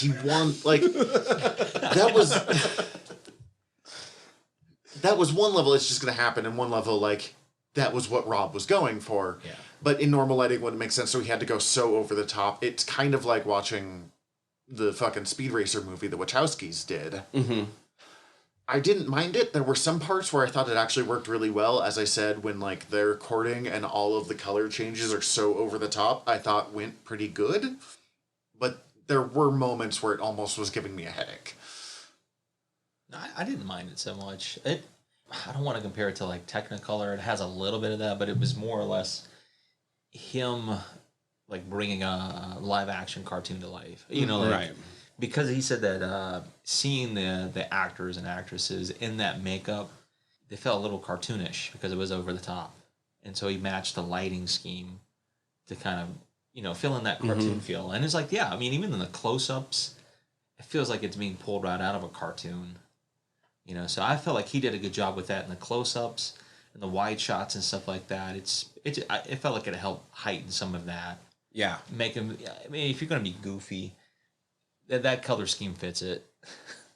I do wonder what his original black and white vision for it That would would have have been interesting. That really would have been I interesting. had a friend that watched it in black and white, and I kept meaning to ask, like, how well does it translate with all of those color choices? I mean, just desaturating it wouldn't translate that well, No, I unfortunately. But But black and white's expensive as fuck to do anymore. I know it's the inverse, right? I wonder how much he would have been truer to the show's like tone if it had been in black and white compared to this, where they're more exaggerated. right. Yeah, that's a good question. I don't think the punk rock scene would have worked as well. I think everything else would have mostly been okay. Yeah, like it would have muted some of the things he was doing in this film had it been in black and white. And I don't say that's a bad thing. It's just tonally, I think it would have been different. It's weird because of how noticeable and like intense some of the color was. It weirdly at times reminded me of some of the Italians, Yeah, that's a good just without the intent.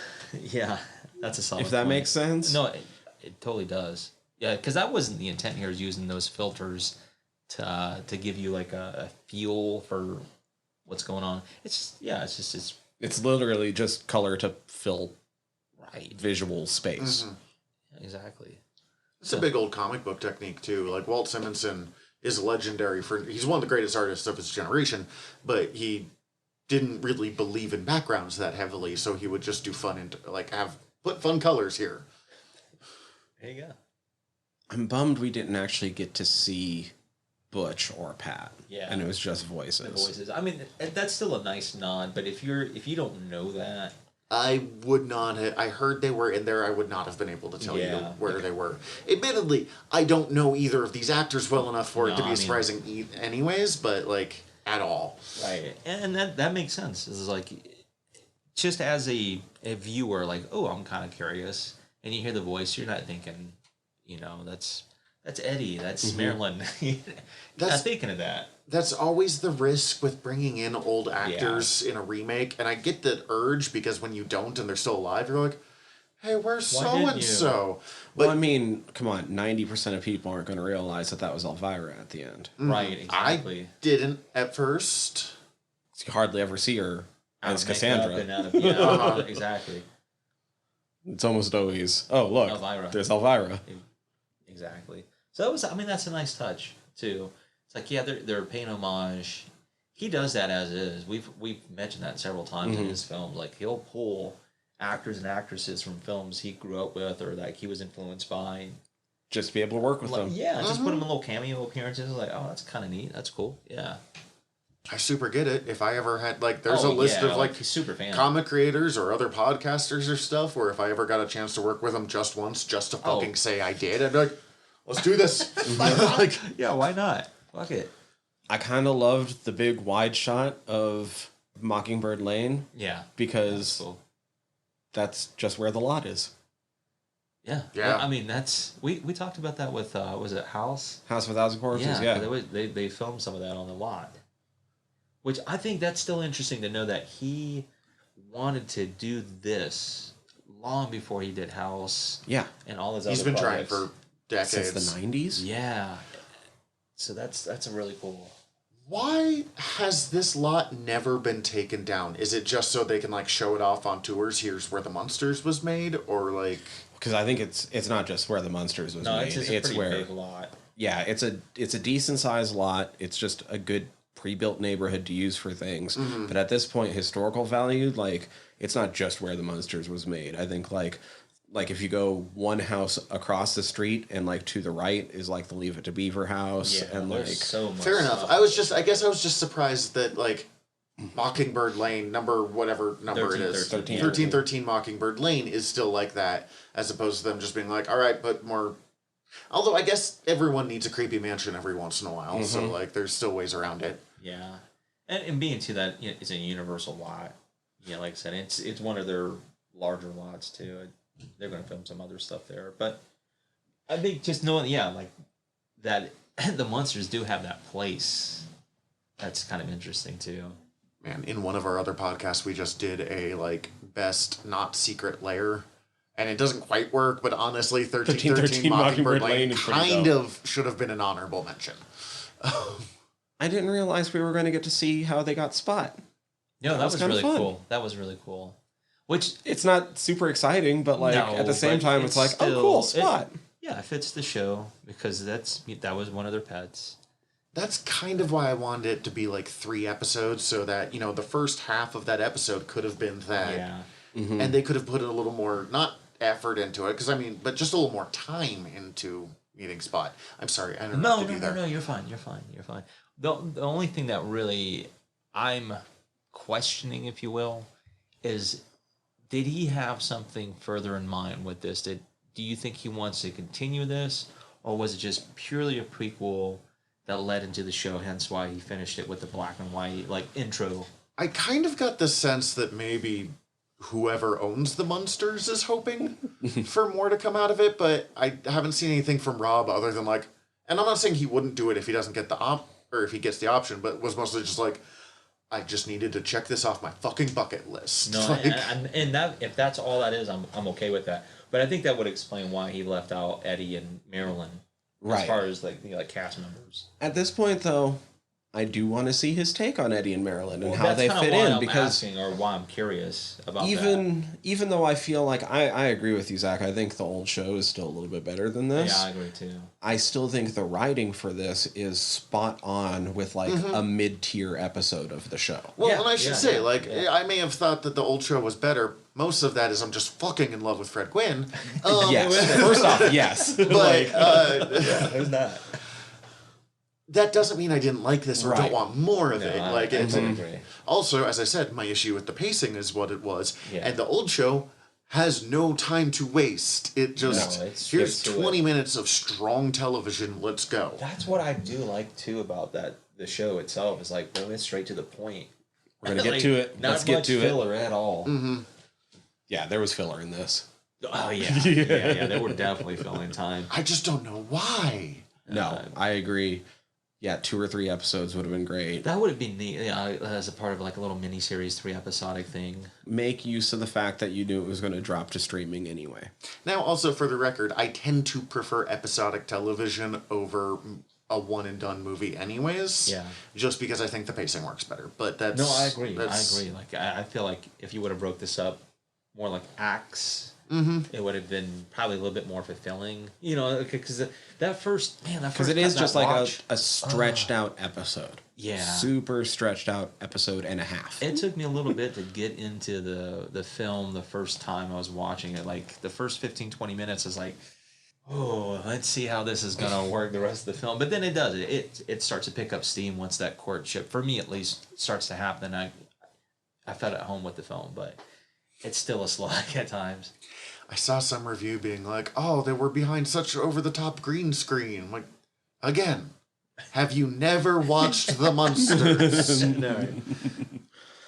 Like, you're lucky they weren't standing in front of a matte painting. Right? Oh, They Jesus. probably just didn't want Yeah. to pay someone to do that. God, a matte painting would be so expensive by today's standards of not having professionals and someone being like, you need me to do what now? Yeah. You're going to do what for your show? You know, my son can whip that up for you on his iPad over there. Along the lines of having Daniel Roebuck commenting in two different ways in the same scene, I did like the little meta dig with Herman calling Zombo a 7 at best, but he's a 10. Yeah. Since he was also Zombo. Mm-hmm. Also, Zombo's a good pull. That's from an episode. Yep. That even what was it like? Woof woof. There's a couple of throwbacks to the show with like either toys or pets or like little spots from that character Zombo and stuff like that. Yeah, because there was an episode where Eddie loves watching Zombo and ends up getting really upset when he finds out Zombo's an actor. Just a regular ass dude. But that's the God, that's a classic 60s sitcom plot line. Right. And it's because like, yeah, I'm supposed to be idolized. I'm like dad instead of just personality. Which that's kind of the thing too about I think the show that fits at home with those 60s shows too is like it still had that heart at its core, you know. There's still a family regardless of like Marilyn the Outcast. You know, it's like that. There's still an average family. I get why he wanted to do a prequel, and I get how the founding of the family is important, but it does feel half done when you only have half the family at the end of it. Yeah. And that's once again, that's the only critique I would have is, did he intentionally do that as a pure way of just setting up his entry into the show? Not his, but, you know, the way the show is formatted. Or did he have more in mind? Like, hey, if this works, this would be my chance to, boom, introduce these other two characters and everybody else along the line if I would decide to go that route. I don't know for sure. I say just like every year throw some money at him to do like an hour Halloween like a special. Munsters special. That would be dope. Considering how much money they've thrown at Stranger Things, this is and I'm not knocking Stranger Things either. But this would be such a small here, Rob, here's $3 million, which saying that sentence hurts my $40,000 a year soul. But would be nothing for a company like Netflix. Oh no, that's kind of a drop in the bucket at this point. Here, take this. People will watch. I would fucking watch it. Yeah. Rob, we don't need an hour and 10 minutes this time. No. Give us 60. That's all. That's all we need. Yeah, give me an Millennials watch Hocus Pocus every fucking year. We are pretty down for tacky. Yeah. I think it would be fun. You could even do. I mean, you know, whatever. If that became successful, crossovers and what have you. I would love to see Rob Zombie's Abbott and Costello meet. I hate the Munsters. I mean, just the pure fact that you have the Addams Family reboots and all that stuff. Yeah, especially because they have. Oh man, stuff. that would break parts of the world to have an actual Munsters Addams Family. That's what I'm saying. I mean, it's a possibility, but I'm not because they got that new Wednesday show dropping, which I have very mixed opinions about, but I'm gonna watch it. I've heard that the actress playing Wednesday is fucking spot on. Every actor looks perfect so far. I watched a clip. There were a few things that I was like, that doesn't feel very. Putting her in a spooky school seems to defeat the purpose. The point of the Addams Family is the family, and in the clip I saw, she was pretty like against She's in her spooky family, Hogwarts, which I understand. She's a teenager. It's interesting because this one is almost too faithful to the original product. Well, that one, they don't seem overly devoted to the original beyond like, these are the characters, we're gonna go do our own fucking thing. I don't know. Did either of you ever watch that 1313 Mockingbird Lane? The Brian Fuller pilot that never got picked up? No, I read about it, but no. I haven't watched it in several years. I actually really enjoyed it. So that's Eddie Izzard, right? Was in it as Grandpa.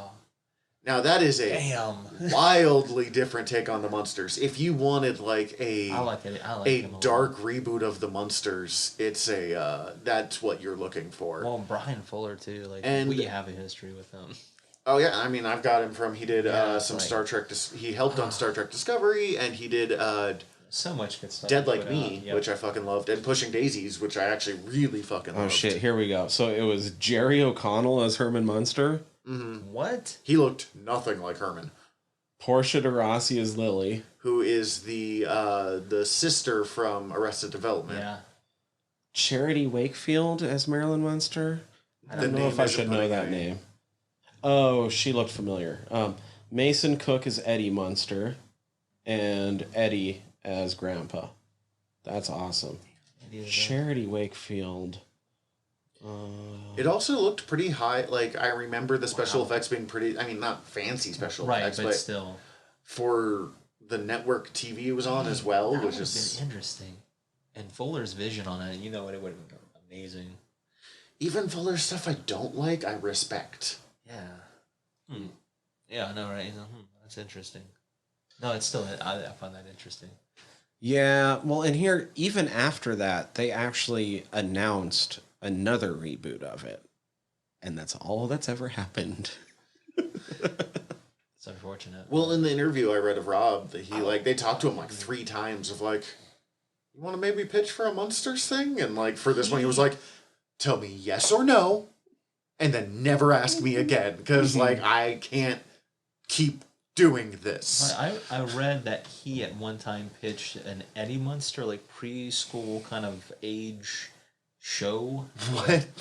Oh. Yeah, interestingly enough, to kind of reboot something with the Munsters. Oh, just to get something going. Yeah, and it's here's an idea for an Eddie Munster. I don't think it was probably going to be animated. Mm-hmm. Be cartoonish for kids. But here's something I found this is interesting. This is more or less with the raven that comes out of the cuckoo clock. Oh, yeah. Mel Blanc voiced that character. When we talked about Mel Blanc, because That's amazing. he was Bugs Bunny Yeah. in Transylvania 65000, was pulled straight from that. Well, Mel Blanc was half the Looney Tunes. Yeah, but it's just that, what a fucking weird connection to all of this, once again. God, he was the god of voice acting for a while there. It truly, Mel Blanc revolutionized voice acting. Wow. That's wild. Okay. Yeah, direct. I don't think I knew that he was. No, I'm just looking at this. It's wow, yeah, because that's fucking wild. But that's a direct link straight back to the films we've been reviewing. I think more than makes anything sense. with this flick, I'm hoping that when we get done recording this episode, that I'll be able to do a search and find that there is a full version of Disco Vampire somewhere. That's all I want. I was pleasantly surprised with that. I was like, this is actually kind of catchy. Sexy. Pretty funny. Oh my god, Orlok's the worst. Yeah. But yeah, I mean, it's... I think if you're just looking for a film to have fun with and not think too much, it's not bad. I think if you had shown me this movie as a kid, I would be much more open to horror than I am. Mm-hmm. And I mean, this is the kind of horror I enjoy, which is, it's not horror at all. Yeah, it just has campy. some of the campy atmosphere to it, which is what I can get into for TV horror. Yeah, that's fine. And it's made me want to do more of the Universal Monster stuff and They're fun. They're good. Yeah. Yo, I would recommend, and you actually see a clip of it for about 2 seconds in this movie, The Mummy. Yeah. I think The Mummy is top grade Universal. OG Mummy, man. OG It's Mummy progressive. is progressive as It's fuck. great. I just think the Mummy is a very not dangerous opponent. No, I think it's... And we agree with you. Right. it's more or less his character more so than the actual... No, movie absolutely. itself. Yeah. Well, and over on Noob Island, the other podcast that we're not really crossovering with, but 2 of the 3 hosts are here anyways. I don't know how we... it'd be possible to do a crossover. We can talk someday. But we're going, as I said, we're going through vampire stuff. I've got the Dracula episode next week. We've got Werewolf by Night stuff coming up. We've got possibly a Frankenstein's monster episode. And this has made me really excited to dive into that kitschy shit. I say that in the nicest possible way, but so I appreciate it for that. But if you're going in, and again, what did you think was happening? It's the Munsters, but the people who are going in, going it's gonna be a fucking hardcore gore. No, it's not. That's not. Shut your brain off. Maybe have a game on your phone like Wordle or something if you need to. But I mean, as brought up to both of you off mic in the past week, like, it's wild that I've been seeing reviews for this movie that are both 10 out of 10 and 0 out of 10 Yeah. for the exact same reasons. Yeah. And it's what it is. And some people just It's aren't on board for that. to borrow over to Kevin Smith again, it's Jay and Silent Bob reboot. As a movie, it has a lot of flaws that I 100% agree with. But it's a passion project that I appreciate was made for all of the people who made it. And it's probably going to go into my retinue of I'm sewing or leather crafting or whatever crafty shit I'm up to. And I want something on the TV that, like, I can stop paying attention to for a while and come back in and still have it be fun. Mm-hmm. It will probably enter that rotation. That's a solid point. I think that's a good way of looking at it too. Just from Something while I'm also cooking think- dinner or yeah. whatever. Like, Also, like, if you want to get kids hooked on Rob Zombie young. Yeah, that's good entry. That's that a damn good and entry. honestly, the song Dragula. Yeah. Like, it Yeah. really does. Again, It I'm not helps. even a metal guy either, but man, I fucking listen to Dragula non-fucking stop. I don't Great even song. know where I got it from. It was... I think that's. I mean, I could be wrong, but I'll speak for myself. It's like that was actually my entry into Rob Zombies with White Zombie, like before he even did any film. So I already knew who he was. Yeah, same here. I was like, cool. Wait, Rob Zombie's making like, movies? all right. I'm down. Yeah, cool. What is it? I think if you're in your mid-30s or higher, Yeah. that's definitely where Oh, you know yeah, him from. yeah. I mean, It I should don't... I You're sitting there remember like, being like... Thunderkiss 65. Yeah. I remember thinking, oh, he's making a movie? Man, it's going to be brutal as hell. Just going to go watch this instead. Yeah, no, but I feel like that's a good point. This could be a good entry if you don't want to see a hardcore fucking Rob Zombie movie. I think If if you don't want to family-friendly. start with Devil's Rejects. Right, Jesus Murphy, yeah, like any of them, like House, any of them, Lords of Salem, any of them. 31, none of them. I could see I'm him trying to- very easily being like, I need the bloodiest, goriest movie I can possibly make after making that. Like, loved it, but What yeah, would but it's more a passion. time to go back to my roots. what would the ramp up be? Like, after this would be like Lords of Salem is like the next Tamus? Yeah, arguably. Yeah, that's a solid point. I would say arguably. Yeah. So if there was a sequel made, like we were talking about, Yeah. obviously meeting Marilyn would be a part of it. But like, what would you do next? Would you do like the birth of Eddie, or would you skip forward to when he's a couple? I think you could montage it, perhaps. I think if you're going to do more than one, then you might as well make it 3. And This so, one, birth of Eddie, and then so like, the second one Yeah, could be that's a good like point. like pregnant with Eddie and like Marilyn coming into the family. Mhm. And then the third one would maybe be like a slight, and end it with like the birth of Eddie. And then That's the what I third was one thinking, do something like along a those slight lines. time jump.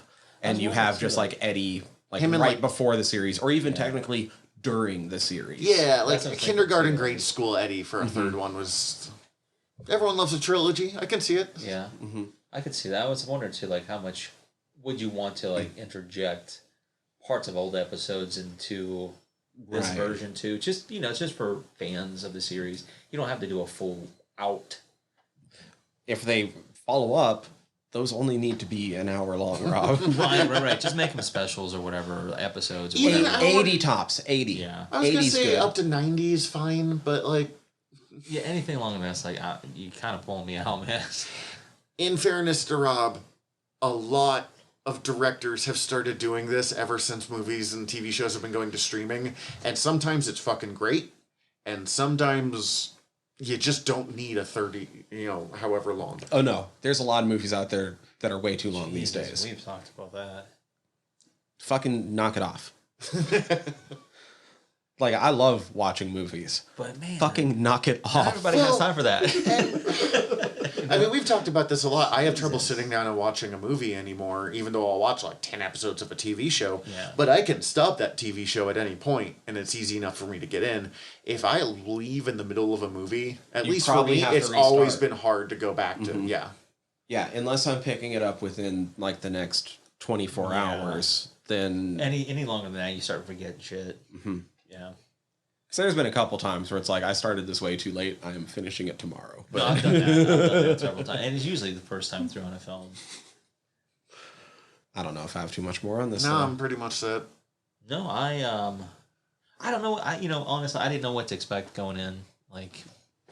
But I had fun with it. Like, I have fun. we'll put it that way. It was fun to revisit the old show and seeing how it inspired Rob and perhaps why he did it the way he did. Like I said, it was probably more of a passion project just to get it out of the fucking way. And I feel like everybody probably had a good time on set with it because it kind of shows in the performances. I'd give it like a solid B. Yeah. Oh yeah. It was fun. It was well done. I don't You think could it's tell- terrible by any It's just, stretch. it's not revolutionary, but again, No. it wasn't ever going to be. I mean, it's one of those films that, in a weird sense, is kind of perfect in the sense that it's exactly It's what everything it's it trying wants to be. Yeah. Yeah, that's what I'm saying. If you're already a fan of the show, you're going to be a fan of this. Or you, at least I would imagine you would be. What do we have coming up, respectively, on each show? We have not discussed it, and I realized that once we started do. recording. Oh shit, that's right, because our next one is going to be our next Patreon Yeah. episode, and it's going to be our next in our look backs. Dude, that's gonna be So we're going to get to revisit the Babadook, Yeah. Ooh. Yeah. which Is that just what your fantastic. Patreon episodes are? Just rewatches? Yeah, because we're like 270 episodes This in is now. Yes, five, okay. yeah. So some of the films we haven't watched in since 6 we started. years, roughly. Yeah, no, that's fair. You know, that's actually kind of an advertisement I kind of want to toss in. If you're coming in from General Nerdery, you like horror, please check out Fried Squirms. There are 275 episodes. So there's plenty of you there. If you're Fried Squirms, have never listened to us and thought this was kind of Yes. fun, we plan our shit terribly, so it's kind of fun to see what'll happen. But we're coming up on 100 episodes over with us. That's awesome. So there's plenty for all of you. I have really apologized for anything dumb I might have said in those first, especially the first 20. But It's a journey. Yeah. It's a journey. And if you're interested in both, I sincerely hope you like the sound of my voice, because that adds up to hundreds and hundreds of hours of me God. being the linking. toss in Noob Island and word balloons. There is dude. just You so put much into Tyler in hours. the world. Wow. That's awesome. Yeah, no, that's going to be fun, though. The look backs I have agree. been a good time. They have Babadook been. is a fucking fantastic movie anyway. Another It's just divisive film. And you know what? It's creepy as shit, but it's one that I would recommend even to people who aren't normally into horror because of like the likewise. emotional side of it, the allegorical side of it. So that's going to be great. Fuck, we're going to have to talk about what we're doing next. It's going to be something. I've got a whole list on my phone. It's been that day. Agreed. It's been that day. But for this time, I'm Tyler. I'm Zach. I'm Danny. We don't have a We combined. didn't think this was dismissed. Fried Squirms out.